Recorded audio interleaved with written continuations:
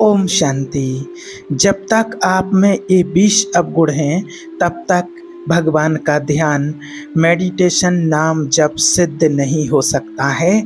आपके अंदर अगर ये 20 अवगुण हैं तो आप भगवान का ध्यान नहीं कर सकते हैं।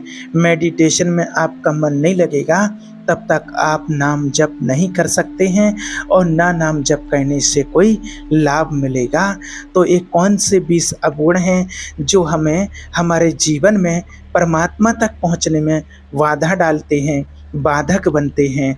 अगर आप भी चाहते हैं सद्मार्ग पर चलना, भगवान का ध्यान करना, भजन करना, तो आपको अपने अंदर चेक करना है और इन 20 अवगुणों को अपने अंदर से निकाल देना है। तभी आप भगवान का ध्यान भजन कर पाएंगे, ईश्वर की प्राप्ति आप कर पाएंगे। तभी आपका मेडिटेशन करने में, भगवान को याद करने में अच्छे से मन लगेगा। क्योंकि बहुत सारे लोग हैं जो चाहते हैं भगवान को याद करना, मेडिटेशन करना, नाम जप करना, लेकिन उनका मन नहीं लगता है। तो उसका क्या कारण होता है? उनको पता नहीं होता है कि मन क्यों नहीं लग रहा। वो बहुत प्रयास कर रहे हैं लेकिन उसके बाद भी उन्हें सफलता नहीं मिलती है। तो उनको पता नहीं होता है क्योंकि उनके अंदर एक कमियां छिपी हुई रहती हैं जिसके कारण उनका मन भगवान में नहीं लगता है। जब हम निरंतर भगवान को याद करने का सोचते हैं, भजन करने का सोचते हैं, मेडिटेशन करने का सोचते हैं, तो ये जो 20 बाधाएं हैं ये बाधा पहुंचा देती हैं। यदि हम अखंड मेडिटेशन, ध्यान, नाम जप, भजन करना चाहते हैं तो हमारा निर्दोष भजन हो, हमारा बिल्कुल निर्दोष ध्यान हो परमात्मा का, तो हमें इन 20 बातों से बचना चाहिए। तो सबसे पहला जो परमात्मा ने बताया है, इन 20 में से जो सबसे बड़ा विघ्न डालता है वो सबसे पहला है कि परमात्मा के प्रति अनश्रद्धा, अरुचि पैदा करवा दे। ऐसे कुसंगी का कभी भी भूल कर संग नहीं करना चाहिए, चाहे वो हमारे संबंधी हो, स्त्री हो, पुरुष हो, कोई भी हो, या कोई विषय, वैभव, वस्तु, पदार्थ ही क्यों ना हो। अगर हमें इतनी चतुराई नहीं है, इस समझने की चतुराई नहीं है, इतनी हमें समझ नहीं है, इतना विवेक नहीं है कि ये हमें भगवान से दूर कर रही हैं ये चीज़ें, चाहे वो कोई भी आत्मा, कोई भी संबंधी हो, स्त्री हो, पुरुष हो, कोई भी वैभव, वस्तु, पदार्थ कोई भी हो, जो हमें भगवान से दूर करता है और अपने आकर्षण की तरफ आकर्षित करता है, ऐसों का हमें कभी भी संग नहीं करना चाहिए जो भगवान के प्रति ही हमें अनश्रद्धा पैदा करवा दे। इस बात का विशेष ध्यान रखना। दूसरा है अधिक बोलना। अधिक बोलना ये हमें परमात्मा को याद करने में, ध्यान करने में, भजन करने में बहुत बड़ा विघ्न पैदा करता है। कैसे होता है? क्योंकि देखिए, सबसे अधिक पाप वाणी से होता है और अधिक बोलने से मिथ्या भाषण निकल जाएगा, गलत बात निकल जाएगी, अधिक बोलने से किसी की निंदा निकल जाएगी। ये आपके लिए हानिकारक होगा। ये हमारे जिह्वा में जो परमात्मा का हम नाम रोशन करते हैं, प्रकाशित करते हैं, वो जो मन हमारा परमात्मा में लगता है वो मन परमात्मा में नहीं लगने देगा, वो रुचि नहीं आएगी। तीसरा है नवीन नवीन भोगों को भोगने की इच्छा होना। अगर हमारी इंद्रियां, हमारा मन विषय सेवाओं में ही बना रहा तो हमें ईश्वर की अनुभूति का अनुभव हम कैसे कर सकेंगे? कैसे हम परमात्मा का चिंतन करेंगे? और बिना चिंतन के परमात्मा की अनुभूति नहीं हो सकती है, उसका चिंतन बहुत जरूरी है। और चौथा है अधिक सोना। जो बहुत नींद लेते हैं, आवश्यकता से भी ज़्यादा सोते हैं, तो उनके अंदर तमोगुणता आती है और तमोगुणता के कारण वो ईश्वर का ध्यान नहीं कर सकते हैं, नहीं कर पाते हैं। और पांचवा है अधिक भोजन। आप इस बात को सच्ची मानिए, ये बहुत लोगों के अनुभव की बात है, बहुत लोगों के जीवन के अनुभव की बात है। आप करके देख लेना। अल्पाहार और अधिक भोजन दोनों आप करके देख लेना, आपको खुद अनुभव हो जाएगा। अधिक भोजन करने वाले को ज़्यादा नींद आती है, आलस आता है, उसको भगवान को याद करने में, ध्यान करने में, भजन करने में बिल्कुल ही उसकी रुचि नहीं रहेगी, उसका मन नहीं लगेगा। अगर आप दोनों टाइम भोजन जितनी आपको आवश्यकता है और उस आवश्यकता से भी अगर आप अधिक लेते हैं तो आप भगवान को याद नहीं कर सकते, क्योंकि आलस और नींद आएगी। और दूसरी बात, जो ब्रह्मचर्य रहने वाले हैं वो आत्माएं ब्रह्मचर्य का पालन नहीं कर सकती हैं। आप ईश्वर का ध्यान भजन कर नहीं सकते, उसमें आपकी रुचि नहीं रहेगी, एक खिलवाड़ टाइप का रहेगा, बस दिन आपका निकलता रहेगा, टाइम पास सा होता रहेगा। और छठवां है उपासक, यानी कि भगवान का ध्यान करने वाली जो आत्माएं हैं, भगवान को मानने वाली, भजन करने वाली, नाम जप करने वाली आत्माएं हैं। उपासक होकर हंसी मजाक गंदी बातें करना। जो भगवान का ध्यान करते हैं वो भी हंसते हैं, उनको भी हंसी आती है, लेकिन अपने परमात्मा के चिंतन में, अपने परमात्मा का चिंतन करके और अंदर से जो खुशी मिलती है उस खुशी से हंसते हैं। परमात्मा के ज्ञान से और ध्यान से जो अनुभूति होती है, उस अनुभूति से अंदर से जो खुशी मिलती है, उस खुशी से चेहरे पर मुस्कुराहट होती है। भगवान शिव बाबा ने कहा है कि जो भगवान के बच्चे हैं उनको ज़ोर से हंसना नहीं चाहिए, ज़ोर से तो असुर हंसते हैं और देवताएं तो मुस्कुराते हैं, तो तुम्हें देवताओं की तरह मुस्कुराना चाहिए, ना कि गंदी बातें करके, हंसी मजाक करके और बहुत ज़ोर ज़ोर से हंसना। आजकल दुनिया में ऐसे कितने लोग हो गए हैं, क्योंकि खुशी गायब होती जा रही है, इसलिए वो कॉमेडी वाले आजकल चैनल चल रहे हैं और कॉमेडी देख करके टीवी पर शो आते हैं और वो कॉमेडी देख करके वो हंसते हैं, इसीलिए क्योंकि डॉक्टर ने कहा है कि आपको हंसना है, खुश रहना है, खुश रहना है। अब वो खुश तो रह नहीं सकते, अपने आप खुश नहीं रह पाते हैं, इसलिए ऐसे ऐसे कॉमेडी करने लगे हैं लोग कि जिससे उसे देख करके कम से कम हंसी तो आए लोगों को। ऐसा दुनिया में, क्योंकि खुशी गायब हो गई, और भगवान कहते हैं कि खुशी जैसी कोई खुराक नहीं, सब कुछ चला जाए लेकिन आपकी खुशी ना जाए, शरीर छूट जाए लेकिन आपकी खुशी ना जाए। अब जो अगर कॉमेडी का प्रोग्राम देख करके और हाँ हमें अच्छा लग रहा है, वो हंस रहे हैं, तो वो साधना है क्या उनकी? वो तो साधना नहीं है, बिल्कुल भी नहीं है।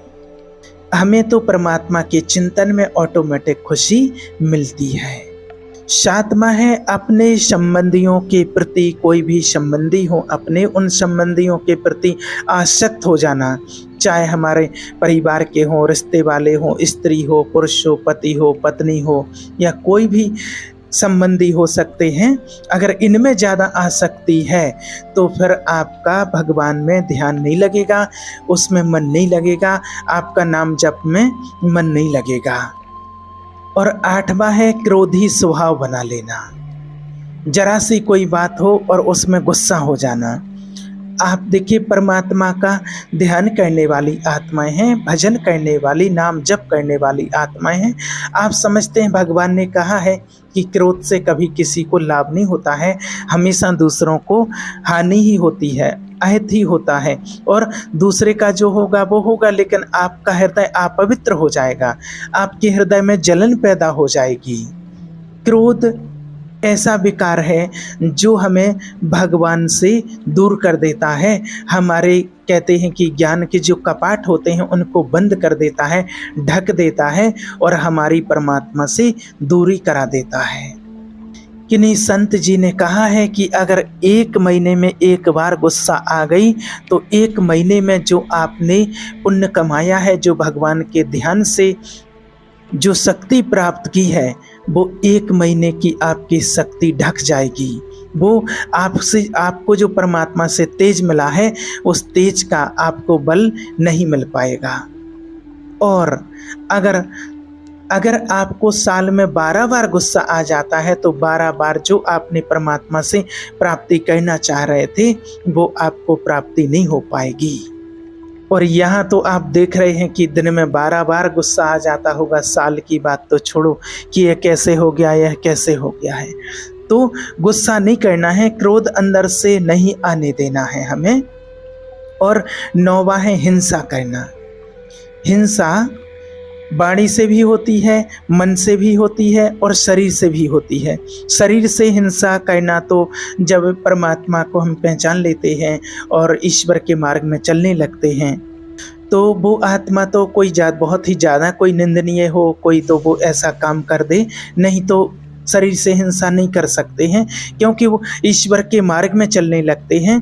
और जब भगवान को पहचान लेते हैं, सद्मार्ग में चलने लगते हैं, तो वो फिर आत्मा किसी की शरीर से हिंसा नहीं कर सकते हैं, किसी जीव की हत्या, किसी को शरीर से कष्ट पहुंचाना, ऐसा नहीं कर सकते हैं। हाँ, उनकी वाणी से हिंसा होती है। किसी को ऐसे दुखद वचन बोल देते हैं कि आप भोगोगे, ऐसा भोगोगे, ये भी आप हिंसात्मक वचन बोल रहे हैं। किसी को आप बद्दुआ दे रहे हैं, किसी को दुआ की जगह बद्दुआ देते हैं, अशब्द बोलते हैं, तो ये भी हिंसा है। और भगवान ने आपको बनाया है सबका मंगल करने वाला, सबको दुआएं देने वाला, सबको सुख प्रदान करने के निमित्त बनाया है। और अगर हम किसी को बद्दुआएं दें, किसी को अगर हम वाणी से दुख दें, तो वो हिंसा हो जाती है। और मन से होता है कि जब हमारे कोई प्रतिकूल चलता है तो उससे हमें जलन होती है, और उस जलन से कभी हमारे अशब्द निकल जाते हैं, तो वो भी हिंसा होती है। ऐसा बोल देते हैं कि हमारे साथ ऐसा किया है, आगे चल कर के देख लेना, तुम्हें इसका फल भोगना पड़ेगा, बहुत कष्ट पाओगे, जाओ ऐसा होगा। तो जो मन है वो अपने आप संकल्प करता है कि ये जो हमारे साथ ऐसा कर रहा है ना, प्रतिकूलता व्यवहार कर रहा है ना, आगे चल के इसको समझ में आएगा। ये सब बातें नहीं होनी चाहिए। अगर ये बातें हैं तो आप कि समझ लो कि भगवान को याद करने में आपकी रुचि नहीं रहेगी, आपकी टांग टूट जाएगी, उस मार्ग में आप चल नहीं पाओगे, आप उस ऊंचाई पर चढ़ नहीं पाओगे। जो दूसरों का थोड़ा भी अगर अहित करने का सोचते हैं, तो दूसरे का अहित हो या ना हो, लेकिन सोचने वाले का उसी क्षण से अहित होना शुरू हो जाता है, उसी क्षण से आपका होना, अहित होना शुरू हो जाता है। 10वां है काम विकार। ये चाहे कर्म मार्ग का हो व्यक्ति हो, कर्मयोगी हो, या भक्ति में हो, या ज्ञान मार्ग में रहने वाले हों, ये एक छत्र बाधा का राज्य उपस्थित करता है। ये कोई छोटी मोटी शक्ति नहीं है। चाहे ज्ञान मार्ग में हो कोई आत्मा हो या भक्ति मार्ग में हो, ये ऐसा विकार है, ऐसा सैनिक है कि हर किसी के अंदर इसका प्रवेश है, हर जगह प्रवेश है इसका। और विघ्न पहुंचाने में इसकी बहुत बड़ी विघ्न पहुंचाने में इसके पास बहुत बड़ी शक्ति है, बहुत बड़ी ताकत है इसके पास। सब इससे डरते रहते हैं। इसलिए इससे सावधान रहना है और इससे डरना नहीं है। इस पर हमें विजय प्राप्त करनी है। और जो आत्माएं साधना करती हैं, भगवान को याद करती हैं, उनको इस पर विजय पाने में कोई बड़ी बात नहीं लगती है। 11वां है अपनी निंदा होने पर सहन ना करना। ये जो हमारी निंदा करने वाले होते हैं, ये जो केवल जो भोग कर ही उसका समन होता है, उस पाप को, उस अपराध को अपनी निंदा भी जिह्वा से। निंदा ऐसी चीज होती है कि कोई चीज़ें ऐसी होती हैं कि उसको भोग कर ही लोग उसका समन कर पाते हैं, और उस पाप को, उस अपराध को अपनी जिह्वा से भोग लेते हैं। ये संतों ने कहा है कि ये अपनी जैसे माँ दुलार करती है तो माँ से भी ज़्यादा दुलार करती है। माँ तो कहते हैं कि जो मल गंदगी होती है वो हाथ से साफ करती है, और हमारे ये कर्म जनित मल को हमारी जिह्वा से साफ करवाते हैं, जिह्वा से निंदा करके। तो निंदा जब हमारी कहीं हो रही हो, हमारा कहीं अपमान हो रहा हो, तो उसको हमें सहन करना चाहिए। ये हमारे पहले पूर्व के प्रारब्ध का निवारण कर रहे हैं, ये समझिए। इसलिए भगवान ने कहा है कि निंदा, स्तुति, मान, अपमान में सब जगह समान स्थिति बना करके रहना है। कोई हमारी निंदा करता है तो भी हमें समान स्थिति में रहना, कोई हमारी स्तुति करता है तो भी हमें स्थिति अपनी सामान्य ही रखनी है। और 12वां है स्वयं दूसरों की कभी निंदा ना करना और ना सुनना। ना किसी की निंदा करना है और ना किसी की निंदा सुनना है। अपनी जबान से किसी की निंदा नहीं करनी है, अपने कान से किसी की निंदा नहीं सुननी है। और 13वां है शौकीनी। कोई भी वस्त्र, खान पान, किसी भी प्रकार का शौक नहीं होना चाहिए, शौक के लिए नहीं होना चाहिए। आज इस कलर के कपड़े चाहिए, कल उस कलर के कपड़े चाहिए, ऐसे जूता चाहिए, ये खाने की चीज़ चाहिए, ये पहनने की चीज़ चाहिए। ये ईश्वरीय पथ पर चलने वाले साधक के लिए ये चीज़ें नहीं होती हैं, क्योंकि भगवान ने कहा है कि तुम्हें किसी भी चीज़ के शौकीन नहीं, किसी भी चीज़ में आसक्ति नहीं होना चाहिए। तुम्हें तो जत्ती लगा हुआ कपड़ा भी पहना जाए तो भी उसमें कोई हर्जा नहीं होना चाहिए। 15वां है किसी भी तरह की प्रसिद्धि को अपने में स्वीकार मत करो। अगर लोग आपको प्रणाम कर रहे हैं, आपको नमस्कार कर रहे हैं, चमत्कार आप में देख रहे हैं तो और आपको कह रहे हैं कि आप ऐसे वैसे हैं, तो उसकी प्रसिद्धि स्वीकार नहीं करना है, क्योंकि वो आपको नहीं मिली। आप ये सोचो कि आपको कहाँ से मिली है। जब आपने ईश्वर को चुना है, आपने ईश्वर को माना है और परमात्मा ने आपको चुन लिया है, तो परमात्मा की वजह से आपकी प्रसिद्धि हो रही है। नहीं तो आज दुनिया में हम और आप जैसे लाखों लोग घूम रहे हैं, किसी की कहीं कोई प्रसिद्धि नहीं है। जब हम भगवान के नहीं बने थे तब हमें कौन जानता था। तो जो कुछ भी है वो सब कुछ ईश्वर की देन है, ऐसा मान करके हमें चलना है। उस परमात्मा की देन है। आप उसको स्वीकार करोगे तो समझो कि विष पी लोगे। मान बढ़ाई की चाह रखना और ये समझो कि परमात्मा के मार्ग में चलना बहुत बड़ा विघ्न है। कि कई लोग कहते हैं कि और कुछ तो नहीं है, पर इतना तो बना रहे कि अरे हम इतना सब कुछ त्याग किए हैं, इतना सब कुछ कर रहे हैं, तो समाज में कम से कम लोगों में इतना तो बना रहे कि हमारी बड़ाई होती रहे, प्रसिद्धि होती रहे, लोग इतना तो हमारा करते ही रहें। ये बात सुनने के लिए आपके कान ललाहित रहते हैं और अहंकार पुष्ट होने की वृत्ति वाले के, ये हमारे अंदर नहीं होना चाहिए।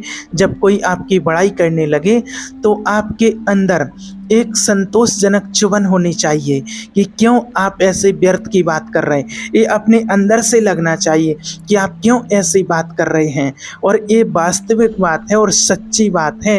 अगर ईश्वर की कृपा ना हो, ईश्वर हमें अपना नहीं बनाते, ईश्वर ने हमें नहीं चुना होता, तो क्या आज आपको ये बड़ाई, ये शब्द, प्रसिद्धि के ये क्या आपको मिलते। कोई भी नहीं आपको जानता था। जब भगवान ने आपने भगवान को पहचाना तो भगवान ने कहा है कि मेरा बनकर तो देख, मेरी पहचान करके तो देख, तेरी पहचान सारी दुनिया में ना हो जाए तो कहना। तो हमारी पहचान हुई है ईश्वर के बल से, ईश्वर के प्रताप से, ईश्वर को हमें अपना बनाने से। तो सारी प्रसिद्धि ईश्वर की है, हमारी कुछ भी नहीं है। 17वां है अपने में श्रेष्ठता जनित अभिमान होना, कि मैं बहुत ज्ञानी हूँ। किसी भी तरह का अपने में श्रेष्ठता का अभिमान होना, ये नहीं होना चाहिए। 18वां है परदोष चिंतन, कभी किसी के दोषों का चिंतन ना करें, क्योंकि दोषों का चिंतन अगर होगा तो धीरे धीरे करके वो दोष आपके अंदर आ जाएंगे। चिंतन के साथ साथ वर्णन और श्रवण होना धीरे धीरे शुरू हो जाता है, और ये आपके इस ईश्वरीय मार्ग में बहुत बड़ा विघ्न बनते हैं। इसलिए किसी के भी दोषों का हमें चिंतन नहीं करना। 19वां है दिखावटीपना, ये दिखावटीपना बिल्कुल भी नहीं होना चाहिए। हमें बिल्कुल भी दिखावटीपना नहीं करना है। कभी कभी क्या होता है, दिखावटीपना कर लेते हैं। जहाँ ज़्यादा लोग होते हैं, कोई प्रोग्राम फंक्शन कुछ ऐसा है, तो हम बढ़िया ड्रेस, बाबा की बैच वगैरह सब लगा करके और एकदम तैयार हो जाते हैं कि हम तो बहुत श्रेष्ठ हैं, हम ज्ञानी हैं, हम ऐसे हैं। तो ये बिल्कुल भी दिखावटीपना बिल्कुल भी नहीं होना चाहिए। आपके अंदर जो रियलिटी है, जो क्वालिटी है, बस वही होना चाहिए। दिखावटीपना हमें बिल्कुल भी नहीं करना है, क्योंकि भगवान ने हमें जो दिया है, चाहे ड्रेस हो, हमें वेशभूषा हो, वैस हो, कुछ भी हो, तो ये ऐसा नहीं है कि कभी भी पहन लो और कभी भी उतार लो। ये ऐसा नहीं होना चाहिए। ये कोई स्वांग रचने वाले नौटंकी नाटक खेल नहीं है। नौटंकी नाटक में होता है कि बस पर्दे पर गए, सबके सामने गए, स्टेज पर गए तो बढ़िया ड्रेस पहन करके, सज धज करके, या फिर कोई साधु का वेश बना करके बढ़िया आशीर्वाद दे रहे, प्रवचन दे रहे, और पर्दे के पीछे आए तो बढ़िया पैंट शर्ट पहन करके और बीड़ी सिगरेट तंबाकू आराम से पी खा रहे हैं। ये बिल्कुल भी नहीं होना चाहिए। हमें जो भगवान ने श्रीमत दी है उसी श्रीमत के अनुसार हमें आजीवन चलते रहना है। दिखावटी बनावटी बिल्कुल भी नहीं होना चाहिए। और 20वां है आवश्यकताओं को बढ़ा लेना। जो आवश्यकताओं को बढ़ा लेते हैं उनके लिए ईश्वर का ध्यान करने में, नाम जप करने में, भजन में बहुत बड़े विघ्न आते हैं। कोशिश करो कि बहुत कम आवश्यकताओं में आपकी दिनचर्या व्यतीत होनी चाहिए। आपका भोजन, आपका वस्त्र, आपका प्रकृति का प्रयोग कब होना चाहिए? जितना आप आवश्यकताएं खाने पीने उड़ने पहनने की जितनी भी आप बढ़ाते जाएंगे उतनी ही भी बढ़ते जाएंगी और उतनी फिर वो आपके ऊपर अपनी आसक्ति का प्रयोग करेंगे और फिर आप उसके अधीन हो जाओगे। इसलिए आप जितना इनमें कम से कम इन चीज़ों का उपयोग करेंगे और जितना कम से कम आप उन सब चीज़ों को स्वीकार करके परमात्मा का ध्यान करेंगे तो आप इन सब चीज़ों से मुक्त हो जाएंगे और आपका मन एकदम परमात्मा में लग जाएगा।